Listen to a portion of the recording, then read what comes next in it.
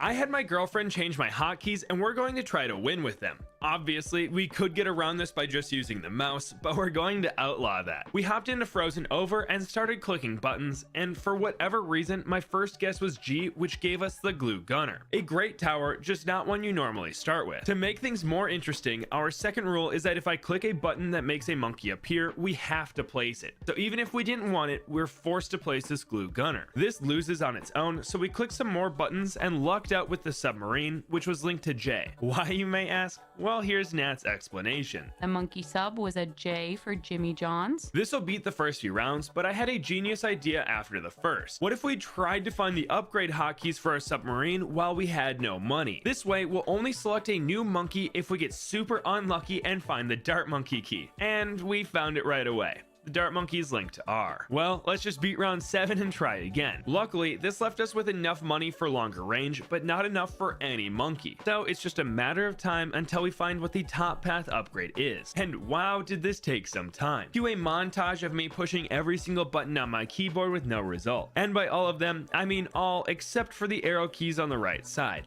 which of course is where the upgrade button was. But now we know the up arrow is for the top path. Now, by this logic, the down arrow should be the bottom path upgrade. At least that's what I thought, so we saved up until we could afford twin guns and tried it out.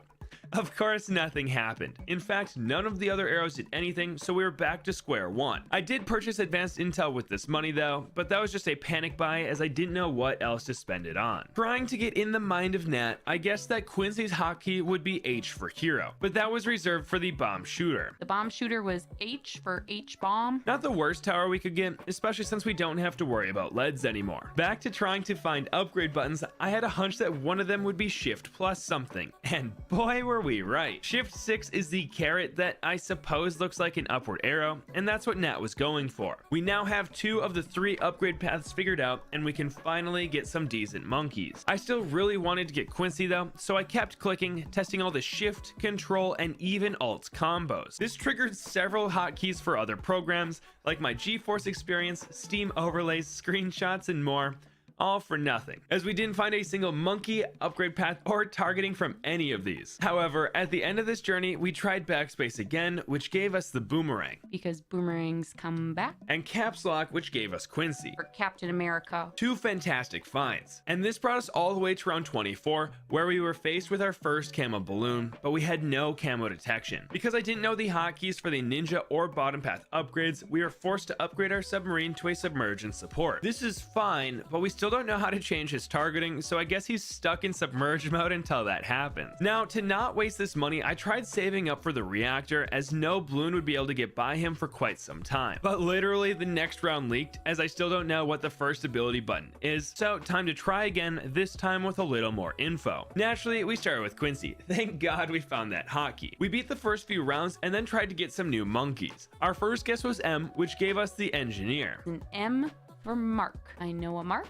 He is an engineer. Finally, we got a monkey who I don't need the bottom path upgrades for, as I'm definitely going the sentry gun route. So we made it a 2-1-0. This caused some confusion on the middle upgrade being shift 6 and not just 6. I assume this has to do with caps lock being turned off, but I tested this afterward in Sandbox and it didn't seem like it had an effect. So I was just probably being silly. Anyway, we upgraded our engineer to a 3-1-0 and then saved up for a village. In my mind, the only thing that would make sense would be for the village to be linked to V. So we saved up and tried it out, and oh my, were we right. However, we still don't have the bottom path upgrade yet, so getting a village this early was so unnecessary as we can't discount monkeys. So we just made it a 1-1-0 and moved on. This brings us to round 28 and the first leads of the round. With over $1,600 to spend, my initial plan was to get a 200 glue gunner and take them out with some corrosive glue. There's just one thing.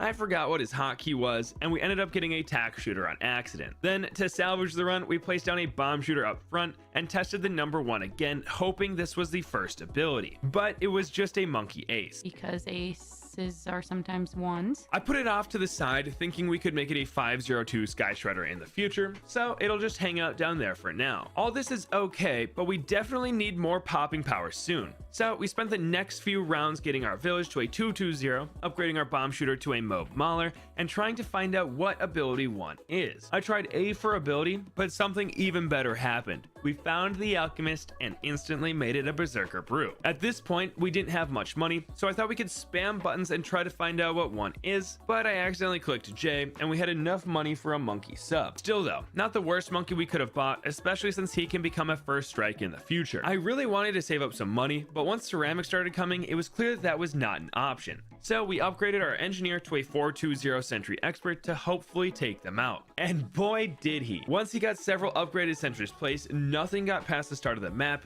even the fortified ceramics on 46. This let us save up a ton of money, but it was clear that we'd lose in the 60s. So we started searching for the ability buttons once again, knowing that we'd likely find a monkey first. I tried F for first ability, and we ended up getting a buccaneer. Not mad at all, we went on to make him a pirate lord, but the new hotkeys got the best of me, and I accidentally made him an aircraft carrier.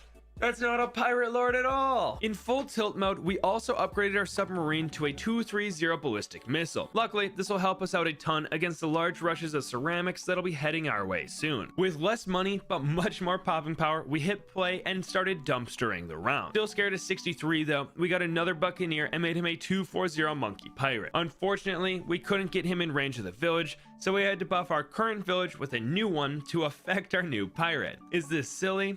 Yes. Is it worth it?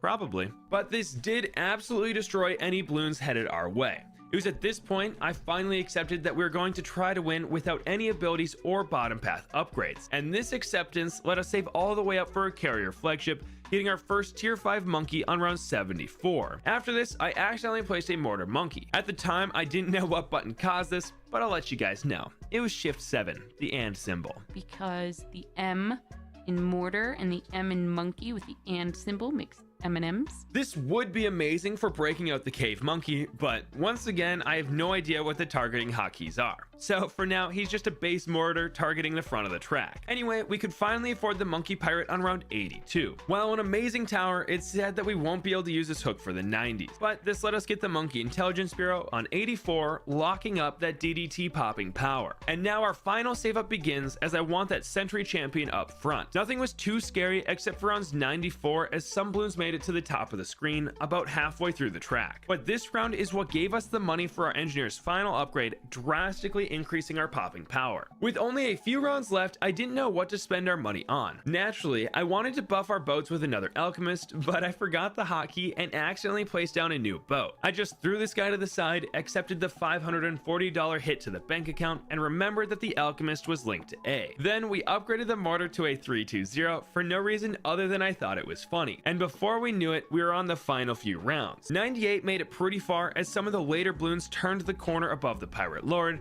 but we weren't really at risk of leaking. Then round 99 came in and got obliterated as the fortified DDTs barely made it out of the start, and this leaves us with $19,832 to spend to pop the bad. We opted for a bunch of mob maulers, and I put them in spots that would force our engineer to place his sentries closer to the track. Then we upgraded our attack shooter to a 3-2-0 because I didn't want him to be left out, and to round things off before hitting play, we had to push some buttons to try to find some new hotkeys. We got another engineer, found out N is for ninja, X is the spike factory, Z is the wizard, I is the ice monkey, and we accidentally got another attack shooter before hitting play. This amazing setup popped the bad layer before it completed the little square down bottom and finished off the inside shortly after. If you're wondering about the desk mat that I used for this video, it's custom made just for us. Epic Desk helped me make it, and we got a real artist for the design, not an AI. Plus, it was approved by Ninja Kiwi for me to use. The quality is crazy as I've been using it for over 2 months now, and there's been no fading, fraying, or wear marks whatsoever. It's also massive, so make sure you have enough space if you're thinking about getting it. Like, almost 1 meter wide. Plus, it's super comfortable. I used to have to double up my mouse pads because the edge of my desk is pretty sharp, but I don't feel it at all with this mat. And this cushion doesn't affect my mouse at all, as it still slides super smooth on it. Anyway, this is the only time it'll be available, as there are no restocks on this design.